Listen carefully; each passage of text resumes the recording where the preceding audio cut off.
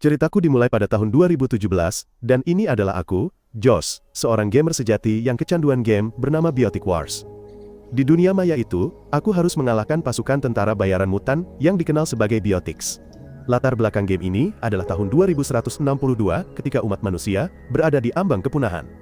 Para Biotic telah menyebarkan virus mematikan, memusnahkan 40 miliar orang di planet ini, hanya menyisakan sisa-sisa kemanusiaan yang rapuh.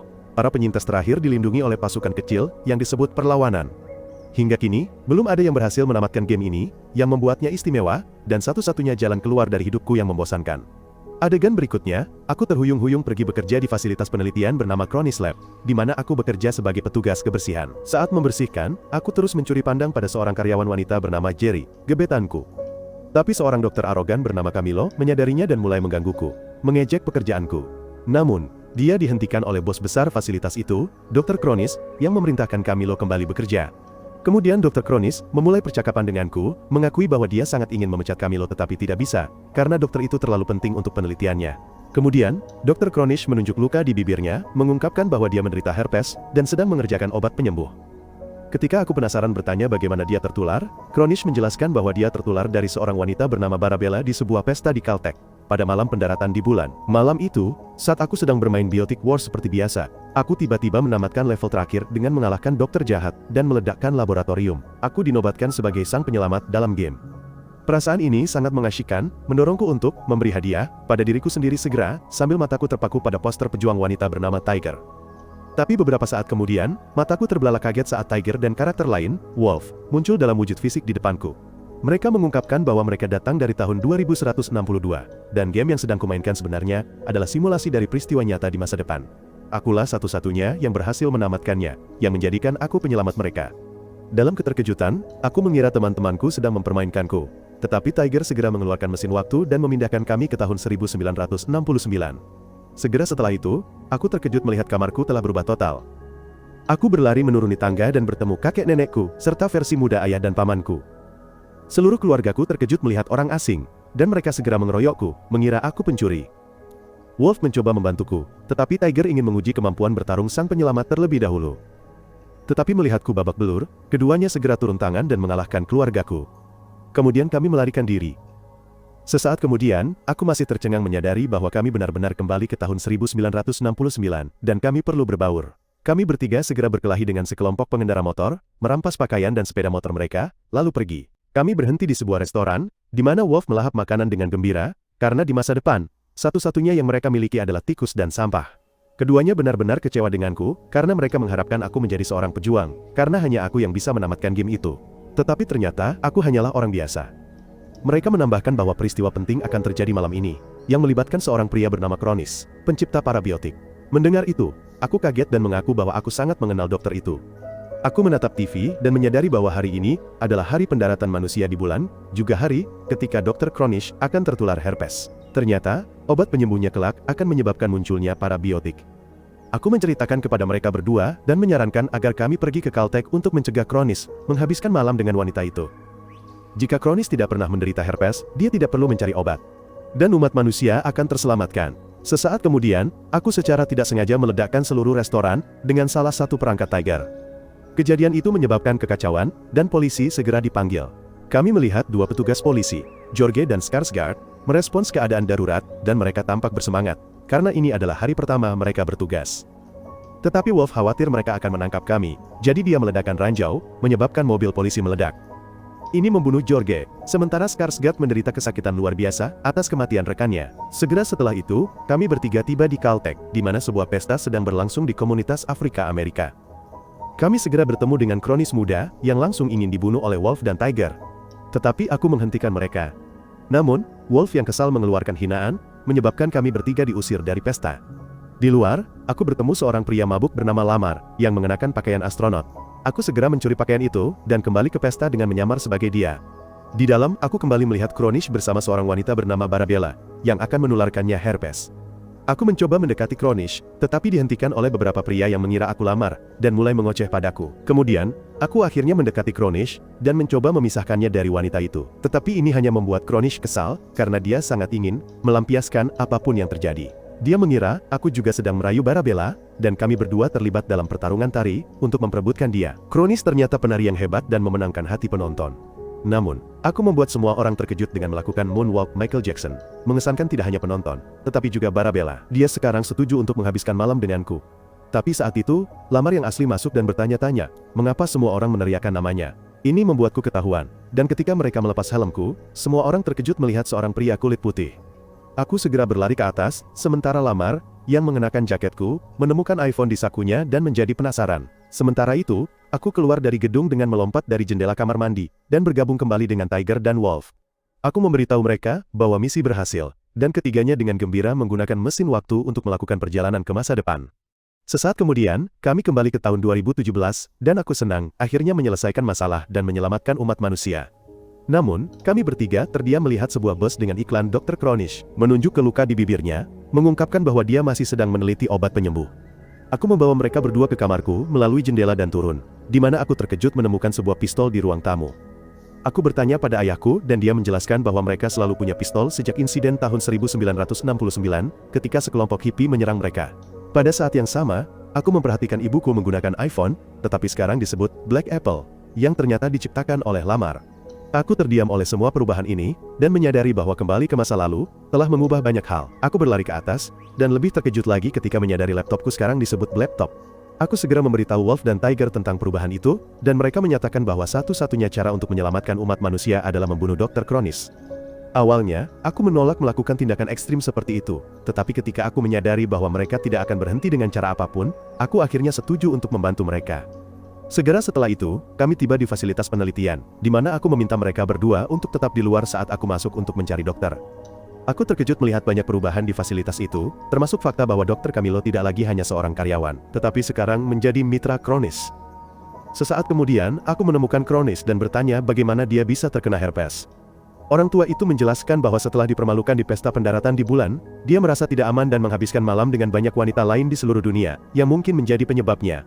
Aku segera memberitahu Kronish bahwa aku punya kejutan untuknya dan mengajaknya keluar. Dokter naif itu setuju, yang membuatku merasa bersalah dan menyadari aku tidak bisa mengantarnya ke kematiannya. Sebagai gantinya, aku menyarankan Kronish untuk melarikan diri, memperingatkan bahwa ada orang berbahaya yang memburunya. Namun, dokter itu tidak takut karena dia terbiasa menerima ancaman pembunuhan setiap hari dari para aktivis untuk eksperimen hewan marsupialnya. Sementara itu, di luar, Tiger dan Wolf semakin tidak sabar karena aku belum kembali.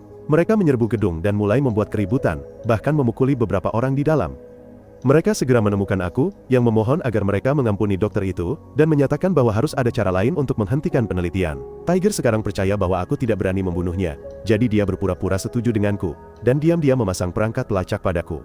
Kemudian, aku mendekati Kronish lagi, yang mengungkapkan bahwa peringatan tentang kematiannya membuatnya menyadari bahwa waktunya terbatas. Jadi, dia membagikan penelitian dan formulanya secara online, memungkinkan siapa saja untuk mengembangkan obat penyembuh. Ini membuatku bersemangat karena itu berarti tidak perlu membunuh Kronish lagi, karena penelitiannya sudah terbuka.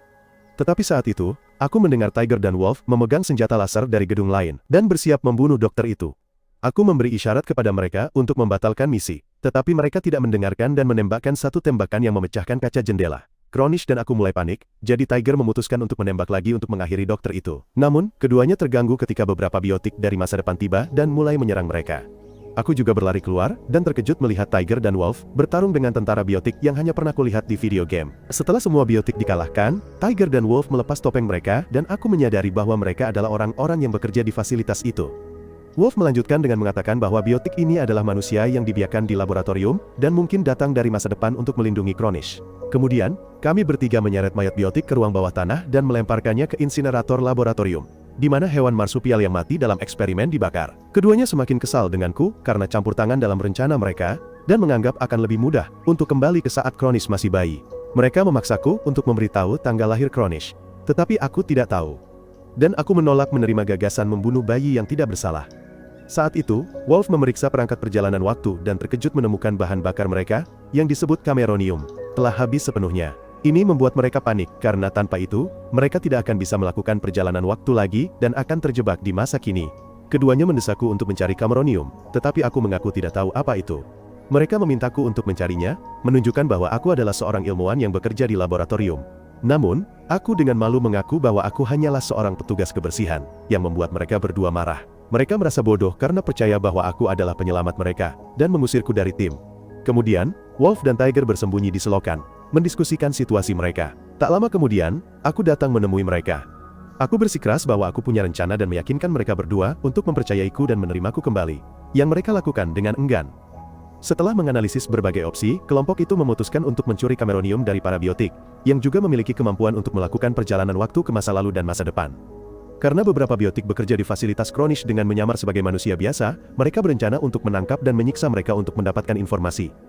Aku segera menyebutkan acara tahunan perusahaan, Kronish Ball, yang akan diadakan akhir pekan ini dan wajib dihadiri. Pesta tersebut secara tradisional diakhiri dengan bersulang. Setelah itu, semua orang akan makan Kronish Ball, sejenis truffle coklat kecil. Karena biotik kebal terhadap racun, mereka memikirkan sebuah rencana. Mereka akan memasukkan jamur kotoran ke dalam truffle, menyebabkan semua non-biotik muntah dan mengotori diri mereka sendiri. Ini akan memungkinkan identifikasi biotik secara instan, membuat penangkapan mereka jauh lebih mudah. Kemudian, aku bertemu Kronish dan mencoba meminta resep Kronish Balls, mengatakan bahwa aku ingin membuat kejutan untuk direktur dengan Kronish Balls. Wanita itu menganggap tindakan itu menyentuh dan setuju untuk membantuku. Sementara itu, aku menyadari Tiger dan Wolf belum siap untuk acara sosial, jadi aku memperkenalkan mereka kepada orang tuaku sebagai veteran yang terluka parah setelah bertugas di Afghanistan. Ayahku, Gabe, segera akrab dengan Wolf dan mengajarinya dasar-dasar memasak. Meskipun Wolf mengalami kesulitan pada awalnya, Gabe dengan sabar membimbingnya, dengan kebaikan dan pengertian. Sementara itu, ibuku Diane merawat Tiger, mengajarinya cara merias wajah, memilih gaun cantik, dan berjalan percaya diri dengan sepatu hak tinggi. Beberapa hari kemudian, akhirnya tiba hari acara. Wolf menyiapkan Kronish Balls dengan jamur kotoran untuk meracuni para tamu. Dia menyelinap ke pesta dengan menyamar sebagai pelayan, sementara Tiger mengenakan gaun mewah dan hadir sebagai teman kencanku. Kemudian, aku membawa makanan penutup ini kepada Dr. Kronish sebagai hadiah kejutan, dan orang tua itu benar-benar tersentuh oleh tindakan manis ini, dan berterima kasih padaku. Sementara itu, Jerry, yang telah dekat denganku selama beberapa hari terakhir, memperhatikan aku pergi bersama Tiger, dan merasa sedikit tidak nyaman. Aku mengikutinya, dan mencoba menjelaskan bahwa Tiger hanyalah seorang kolega, bukan pacarku. Meskipun dia masih curiga, aku berhasil memenangkannya dengan beberapa kata manis. Kami berdua berciuman, tetapi terganggu ketika Kronish mulai pidatonya. Wolf kemudian datang ke aula utama dengan Kronish Balls, dan mulai melayani para tamu, yang makan dengan penuh semangat. Tetapi beberapa saat kemudian, para tamu mulai sakit dan muntah hebat, kecuali mereka yang adalah biotik. Di tempat lain, kami melihat versi Dr. Skarsgård yang lebih tua, yang rekannya George terbunuh secara tragis oleh para pelancong waktu, pada tahun 1969. Ternyata dia masih ingat wajah mereka, dan ketika dia melihatku, dia langsung mengenalinya.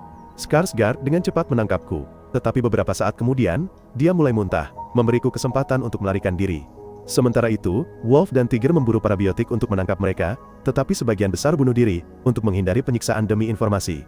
Kami bertiga tampak kecewa ketika tiba-tiba, mereka melihat Jerry di kejauhan, dan dia tampak baik-baik saja. Adalah penipu yang sangat licik. Selanjutnya, Tiger yang kesal, memutuskan untuk menggunakan kalajengking hidup untuk menyiksa Jerry, tetapi aku menghentikannya, dan berjanji akan menyelesaikan masalah ini. Aku berkata bahwa masih ada 6 menit, dan aku hanya butuh 4 menit untuk meyakinkan Jerry.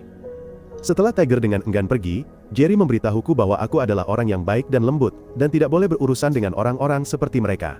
Dia bahkan mengaku bahwa biotik sebenarnya berjuang untuk tujuan mulia, dan aku tampaknya yakin dengan kata-katanya. Selama percakapan mereka, Jerry mengejutkan dengan mengungkapkan bahwa dia sebenarnya tidak memiliki perangkat perjalanan waktu, dan biotik tiba di sini dengan tiket sekali jalan. Dia bahkan mengaku bahwa Cameronium diciptakan oleh pembuat film James Cameron, dan dinamai menurut namanya, tetapi ini tidak akan terjadi dalam 6 tahun lagi. Aku terkejut dengan pengungkapan ini, dan Jerry mengaku bahwa dia berbohong sebelumnya, dan bahwa dia sebenarnya punya perasaan padaku. Mendengar itu, sikapku tiba-tiba berubah, dan aku mengungkapkan bahwa aku hanya berpura-pura lemah, untuk membuatnya memberiku informasi yang dibutuhkan tentang Cameronium.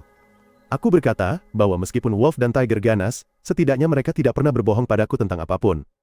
Jerry terdiam menyadari bahwa dia telah ditipu, tetapi sebelum dia sempat bereaksi, kepalanya meledak, darah berceceran di seluruh ruangan. Sesaat kemudian, Tiger masuk ke ruangan dan terkejut melihat pemandangan berdarah. Dia bertanya apakah aku mendapatkan informasi yang dibutuhkan, dan aku memastikannya. Kemudian, kami bertiga memutuskan untuk melakukan perjalanan ke tahun 2023, di mana mereka berencana mengunjungi kediaman pembuat film James Cameron. Misi ini sangat penting, karena jika mereka tidak menemukan bahan bakar, mereka akan terjebak di tahun 2023, dan tidak akan pernah bisa kembali. Segera setelah itu, mereka mengaktifkan mesin waktu dan tiba di kediaman Cameron, yang dikendalikan oleh AI wanita bernama Sigourney. AI memperkenalkan dirinya dan menanyakan identitas mereka, jadi aku mengungkapkan bahwa aku adalah putra dari seorang selebriti, Tom Arnold, yang bekerja dengan James Cameron. Ketika Sigourney bertanya, apakah aku Jax Arnold yang berusia 10 tahun, aku mengonfirmasinya, dan menjelaskan bahwa kedua orang ini adalah pengasuhku.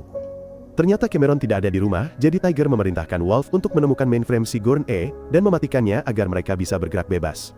Dia berkata bahwa dia tidak ingin menyakiti AI, yang tampaknya tangguh tetapi sangat teladan, tetapi Tiger dengan kasar berkata bahwa dia tidak peduli dengan perasaannya. Wolf yang sedih pergi, kemudian aku dan Tiger mulai menjelajahi kediaman besar ini, tetapi kami tidak menemukan banyak, karena semua pintu dibatasi. Sementara itu, Wolf mulai mengobrol dengan Sigourney, di mana dia secara tidak sengaja mengungkapkan bahwa dia tidak tahu siapa Jax Arnold. Ini membuatnya curiga. Dan kemudian dia bertanya padaku pertanyaan keamanan tentang nama ibuku. Seperti yang diharapkan, aku tidak bisa menjawab dengan benar, jadi dia mengunci aku dan Tiger di lift. Dan Wolf terkunci di ruangan lain.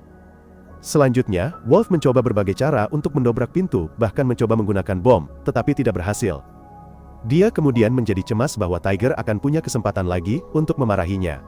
Dia curhat kepada AI dan mengungkapkan bahwa Tiger adalah komandan misinya, yang tidak pernah menghargai pekerjaannya dan selalu memandang rendah dirinya.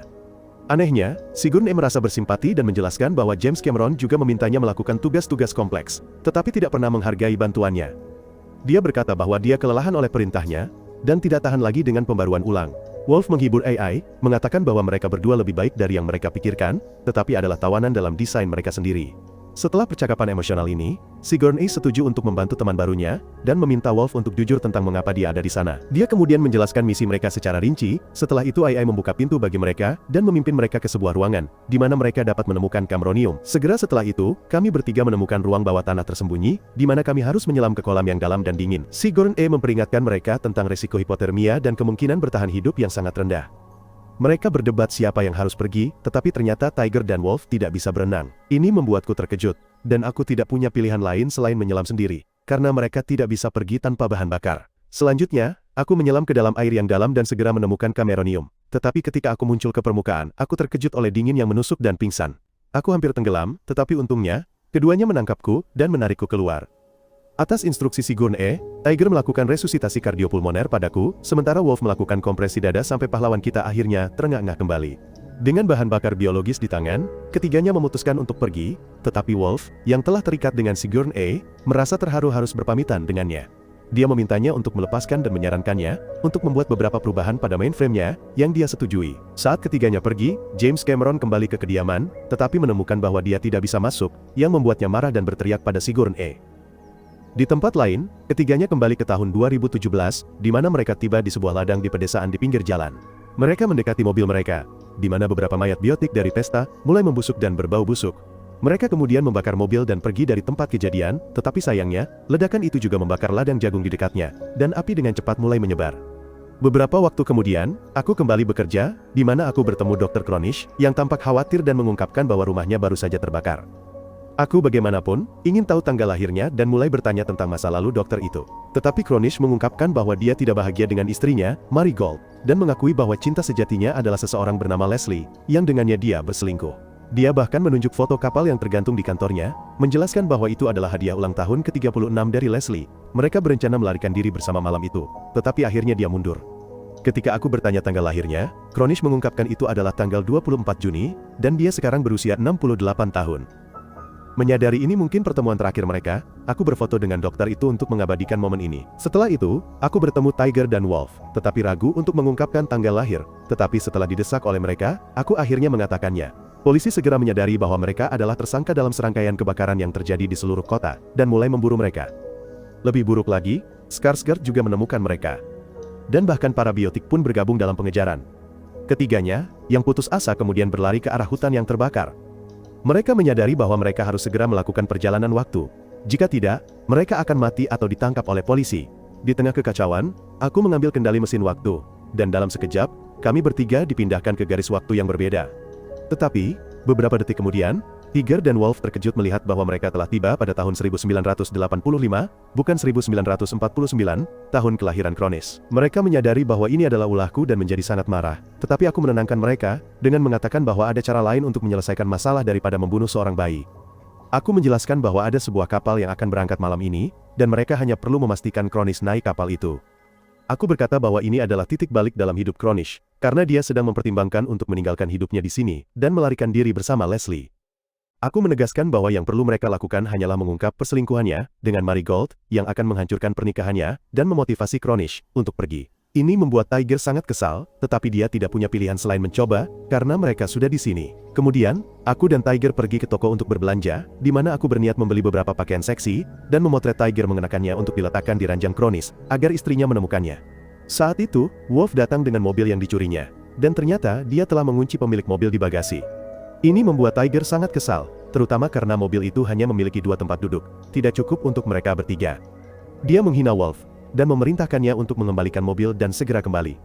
Namun, Wolf yang kesal tidak kembali dalam waktu lama, jadi Tiger memutuskan untuk mencarinya, karena dia memiliki perangkat perjalanan waktu, yang dapat dilacak oleh para biotik. Dengan ini, aku pergi sendiri ke rumah Cronish, di mana aku mengenakan pakaian seksi dan mengambil beberapa foto tanpa memperlihatkan wajahku. Di tempat lain, kami melihat Wolf telah berbaur dengan budaya tahun 80-an, dan menikmati hidup. Dia terlihat sedang berjalan-jalan di pantai California, bergabung dengan sekelompok pria lokal bermain voli, dan memasak barbecue. Kembali padaku, aku meninggalkan foto-foto seksiku, dan bersiap untuk melarikan diri, tetapi seorang pria masuk ke kamar, yang membuatku harus bersembunyi di bawah tempat tidur. Aku mengira, dia adalah pacar Marigold, dan tak lama kemudian, Cronish juga masuk. Aku dengan bersemangat menunggu pertengkaran, tetapi terkejut melihat Cronish dan pria itu mulai mesra, yang mengejutkanku. Ternyata Cronish adalah seorang gay tersembunyi, dan Leslie adalah nama pria ini. Tak lama kemudian, Marigold pulang, dan saat aku mencoba menyelinap pergi, dia menemukanku di lorong, dan terkejut melihat seorang pria berpakaian seperti itu. Leslie dan Cronish segera muncul, berpura-pura hanya sedang main. Marigold mengira aku adalah pelacur gay, dan bertanya apakah suaminya gay. Cronish menyangkal pernah bertemu denganku, sementara Leslie memberi isyarat padanya untuk mengatakan yang sebenarnya tentang hubungan mereka. Sayangnya, Cronish tidak cukup berani untuk melakukannya, dan menyatakan bahwa dia tidak menyukai pria. Ini membuat Leslie terluka dan dia pergi dari rumah, sementara, aku juga memanfaatkan kesempatan ini untuk pergi. Di malam hari, Tiger akhirnya menemukan Wolf dan meminta maaf atas kekasarannya, meyakinkannya untuk kembali. Tapi, yang mengejutkan, Wolf dengan cepat menjadi terkenal di era ini, dan telah menemukan banyak teman baru. Dia mengakui bahwa dia kelelahan dengan misi dan ingin meninggalkan tim. Mendengar itu, Tiger terkejut dan menyatakan bahwa dia tidak bisa meninggalkannya begitu saja. Tetapi dia menjawab bahwa mereka telah berjuang untuk masa depan yang lebih baik. Dan masa depan terbaik ada di sini. Dan dia pergi. Tiger mencoba mengikutinya, tetapi dia segera kehilangan jejaknya di kerumunan, yang membuatnya kesal. Di tempat lain, aku menyadari aku mungkin harus menggunakan kekerasan terhadap Cronish, dan pergi ke rumahnya untuk mengambil pistol. Aku mengenakan pakaian pamanku dan turun, di mana sebuah pesta meriah sedang berlangsung. Aku terkejut melihat ayahku muda minum-minum dengan riang, yang membuatku terkejut. Aku kemudian mendekati GB, dan memperkenalkan diri sebagai Josh. GB sangat senang dengan pertemuan itu, dan mengundangku untuk pergi bersama, yang aku terima tanpa ragu. Di sisi lain, Tiger menemukan Wolf lagi dan mencoba meyakinkannya untuk kembali, tetapi dia menolak dan mengunci dia di lemari, sebelum mencoba menghancurkan perangkat perjalanan waktu. Tapi Tiger segera keluar dan mencoba menghentikannya, yang mengarah ke perkelahian sengit di antara mereka. Keduanya terluka parah dan akhirnya, Wolf menyatakan bahwa dia tidak akan kembali dengan cara apapun, dan dia harus membunuhnya. Tiger terluka saat mendengar ini, dan dia akhirnya memutuskan untuk membiarkannya pergi. Setelah bersenang-senang dengan ayahku, aku mencuri pistol dari rumahnya, dan pergi mencari Cronish. Aku menodongkan pistol ke dokter itu, dan memaksanya pergi ke pelabuhan, di mana kapal akan berangkat. Cronish tidak mengerti mengapa aku begitu mendukung hubungan gaynya, atau bahkan mengetahuinya. Dia mengungkapkan bahwa jika dia naik kapal itu, dia akan meninggalkan karirnya, kehidupan sosialnya, dan seluruh masa depannya. Tetapi aku mencoba membuatnya mengerti, bahwa dunia akan segera menjadi lebih baik bagi orang gay. Cronish mengira pria ini gila, jadi aku akhirnya mengungkapkan bahwa aku datang dari masa depan, yang jelas tidak dipercaya oleh dokter itu. Untuk membuktikannya, aku memberinya foto mereka dari tahun 2017, dengan tepat kapal yang mereka lihat di belakang. Aku kemudian menjelaskan misiku, dan bagaimana obat herpes Cronish menyebabkan penemuan biotics, yang akhirnya menghancurkan umat manusia. Cronish bertanya bagaimana itu bisa terjadi, jadi aku mengungkapkan bahwa kunci terobosannya adalah air mani marsupial. Aku juga memperingatkan bahwa jika Cronish tidak naik kapal, rekan-rekannya akan menembaknya saat masih bayi. Mendengar itu, dokter itu terkejut dan mengerti bahwa pria ini datang dari masa depan untuk menyelamatkannya. Dan hal terkecil yang bisa dia lakukan adalah naik kapal itu. Dia kemudian berterima kasih padaku dengan tulus dan pergi untuk bersatu kembali dengan cinta dalam hidupnya. Ini membuatku sangat bahagia. Tetapi saat itu, Tiger yang terluka parah tiba. Aku bertanya apa yang terjadi, tetapi dia tidak mengatakan apa-apa, kecuali bahwa Wolf telah meninggalkan tim. Aku kemudian memberitahunya bahwa misi berhasil, setelah itu mereka menggunakan perangkat perjalanan waktu untuk pergi. Sesaat kemudian, keduanya kembali ke tahun 2017, dan aku senang misi mereka berhasil. Tetapi ketika mereka kembali, mereka terkejut melihat sebuah gedung raksasa di depan mereka, yang membuat Tiger marah. Dia kemudian menjelaskan bahwa gedung itu, yang disebut Chronatorium adalah tempat biotik diciptakan, tetapi seharusnya tidak ada selama 50 tahun lagi. Ini membuatku bingung, aku menunjukkan bahwa Kronis pasti sudah lama meninggal. Tiger kemudian mengungkapkan bahwa Kronis hanya akan menyembuhkan herpes. Tetapi penelitiannya akan menjadi dasar untuk obat super yang dikembangkan bertahun-tahun setelah kematiannya. Dia menduga bahwa aku mengatakan sesuatu padanya yang menginspirasinya untuk meneliti sendiri obat super. Mendengar itu, aku ingat bahwa aku secara tidak sengaja memberitahu dokter itu tentang masa depannya, dan bagaimana dia mencapai terobosannya. Aku kemudian menyarankan bahwa mungkin ada solusi lain, tetapi Tiger sudah terlalu lelah denganku, dan dengan marah mengusirku dari tim sebelum pergi. Adegan berikutnya, Tiger pergi ke tahun 1949, dan mengintai di luar rumah Kronis, pada suatu malam hujan. Namun, ibu Kronis, Estelle, memperhatikan dia basah kuyup, dan dengan ramah, mengundangnya masuk. Ketika masuk, Tiger mencari senjata untuk membunuh bayi itu, tetapi segera menyadari sebuah foto ayahnya di dinding, dan menyadari dia adalah seorang tentara. Estelle dengan sedih menjelaskan bahwa suaminya tewas dalam Perang Dunia II, dan anaknya adalah satu-satunya hal yang membuatnya tetap hidup. Dia kemudian memberikan bayi itu kepada Tiger untuk digendong, dan pergi ke dapur. Anehnya, Tiger merasa kasihan pada bayi itu dan bersumpah pada dirinya sendiri, bahwa dia akan membunuhnya besok. Adegan kemudian beralih ke 1 tahun kemudian, menunjukkan Tiger telah menjadi bagian dari keluarga dan telah membesarkan Kronis. Dia tampak sangat bahagia, dan setiap kali dia mencoba membunuh bayi itu, dia selalu berjanji akan melakukannya besok. Namun, pada tahun 1952, Estelle dengan gembira memberitahu Tiger bahwa pacarnya telah melamarnya, jadi dia dan Kronis akan pindah untuk tinggal bersamanya.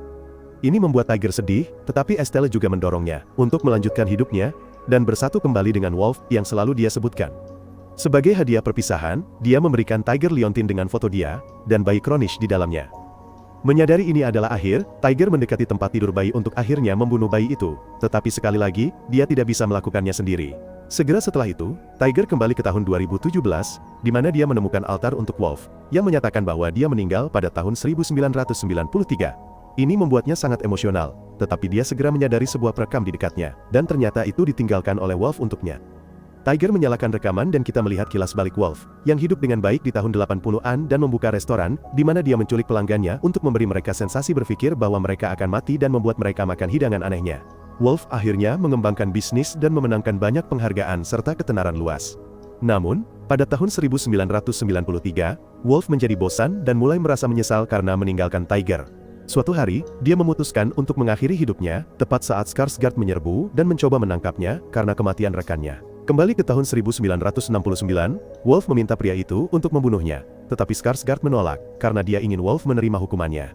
Pada saat ini, untungnya, Tiger muncul dari masa depan untuk menyelamatkan temannya dari bunuh diri. Kedua rekan itu berdamai dalam air mata, dan Wolf juga meminta maaf karena meninggalkannya. Skarsgård mencoba menangkap mereka, dan bahkan menembak mereka, tetapi keduanya dengan cepat menggunakan mesin waktu untuk menghilang, meninggalkan petugas polisi tercengang. Sementara itu, pada tahun 2017, aku mencoba masuk ke Chronatorium, tetapi ketika karyawan memindai aku, itu memunculkan foto aku dari tahun 1985, mengenakan gaun seksi, dan aku segera diusir. Aku yang kecewa kemudian menyadari Dr. Camilo ada di luar yang sekarang hanya seorang karyawan tingkat rendah. Bingung, aku pulang dan terkejut menemukan bahwa aku sekarang memiliki sebuah villa dan sangat kaya, dengan pelayan memanggilku Josh. Khawatir, aku Google diriku sendiri dan menemukan aku seorang jutawan yang memiliki perusahaan minuman energi besar. Ini membuatku bersemangat dan aku bersenang-senang dengan teman-teman baruku ketika tiba-tiba, bel pintu berbunyi. Ternyata itu adalah Wolf dan Tiger yang menceritakan apa yang mereka lakukan di tahun 1940-an dan 1980-an. Aku terkejut mengetahui bahwa mereka telah mengalami semua tahun itu di masa lalu, sementara aku hanya pulang dari Chronatorium pada saat itu. Selanjutnya, kami bertiga memutuskan untuk kembali ke misi mereka dan mencari tahu apa yang dilakukan Kronis sekarang. Tiger kemudian mendekati Camilo yang kesepian di jalan dan merayunya. Sementara itu, Skarsgård menyadarinya dari jauh dan terkejut melihat dia masih terlihat seperti tahun 1969 dan 1985. Tiger kemudian pergi ke rumah Camilo, di mana dia menyiapkan makanan untuknya dan mulai bertanya tentang pekerjaan dan bosnya. Camilo yang terpikat mengungkapkan bahwa Kronis mengunci diri di lantai atas gedung dan tidak pernah keluar, atau membiarkan siapapun masuk, kecuali hewan marsupial. Namun, mereka akan segera tahu, karena dia akan memberikan pidato penting dalam 2 hari, yang membuat Tiger menyadari belum terlambat. Sementara itu, aku mengunjungi orang tuaku, yang ternyata tinggal di panti jompo. Namun, ayahku sangat marah melihatku dan bertanya, bagaimana aku berani mengunjungi mereka setelah menghancurkan segalanya. Aku kemudian menyadari bahwa dalam garis waktu ini, aku telah mengubah rumah orang tuaku menjadi vilaku dan mengusir mereka dengan perintah pengadilan, menyatakan bahwa mereka tidak memiliki kapasitas mental yang cukup. Aku mencoba meminta maaf, mengatakan bahwa itu bukan aku, tetapi ayahku menolak untuk mempercayai alasanku, dan memintaku untuk tidak mendekatinya lagi. Di malam hari, aku yang kecewa pulang, dan ketika aku mencoba mandi, aku berhadapan dengan versi lain diriku, Josh yang asli. Josh mengira aku adalah klon pembunuh yang dikirim untuk membunuhnya, dan kami berdua terlibat dalam perkelahian yang canggung. Dalam perkelahian itu, Josh secara tidak sengaja jatuh ke lantai, dan akhirnya meninggal, sementara aku menyaksikan dengan ngeri. Setelah itu, aku yang bersemangat memamerkan mayat itu kepada Wolf dan Tiger, menjelaskan bahwa di dunia ini, dia tidak pernah memainkan Biotic Wars, jadi belum ada yang pernah menamatkan game itu. Dia memutuskan untuk memainkan game itu lagi dan menamatkannya, sehingga mereka dapat merekrut Tiger, Wolf, dan banyak anggota lainnya. Dia berspekulasi bahwa jika ada versi lain dari dirinya sendiri, mungkin ada versi lain dari mereka juga, memungkinkan mereka untuk membentuk pasukan dan meledakkan Chronatorium.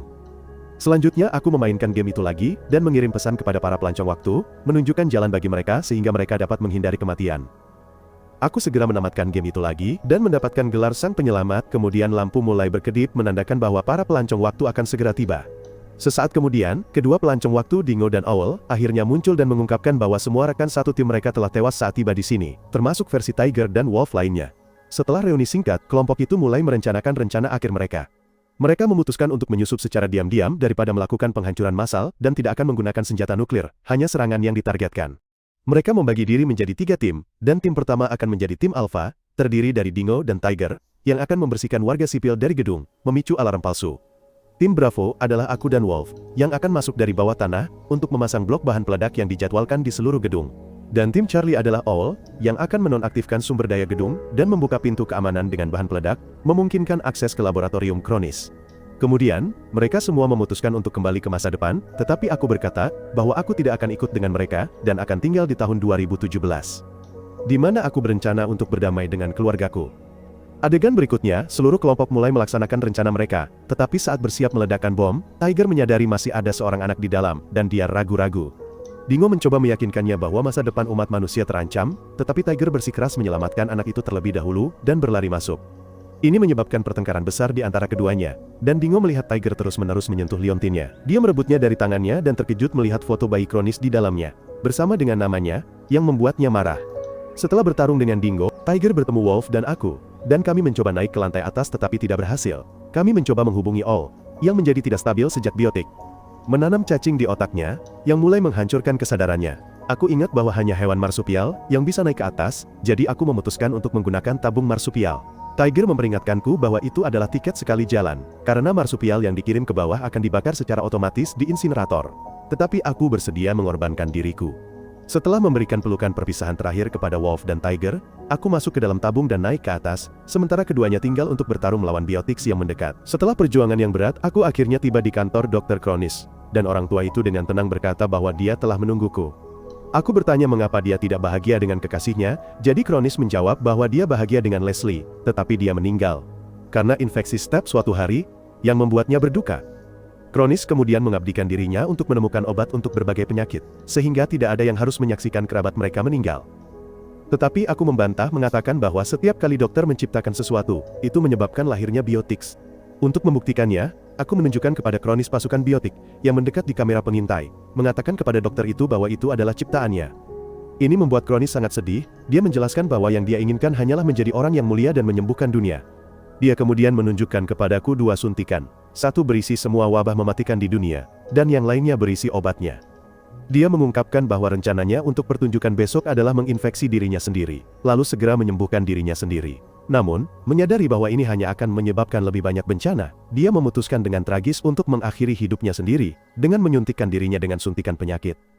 Setelah kematian Kronis, aku memasang bom berjangka 2 menit, sementara Wolf dan Tiger yang terluka menggunakan mesin waktu untuk kembali ke masa depan. Di tempat lain, kami melihat bahwa aku telah mengirim semua uang Josh kepada orang tuaku, dan bahkan mengembalikan rumah mereka.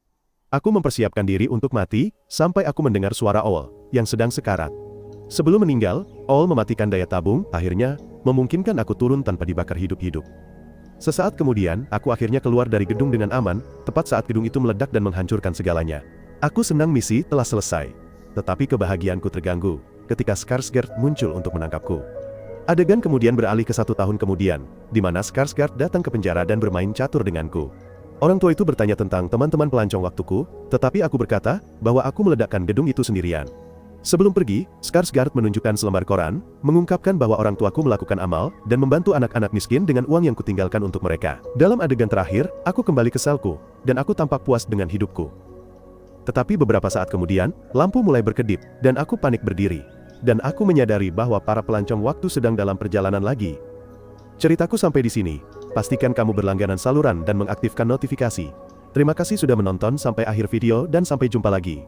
Dan aku menyadari bahwa para penjelajah waktu akan datang lagi. Ceritaku berakhir di sini, pastikan kamu berlangganan saluran dan menyalakan notifikasi ya. Terima kasih telah menonton video ini sampai akhir dan sampai jumpa.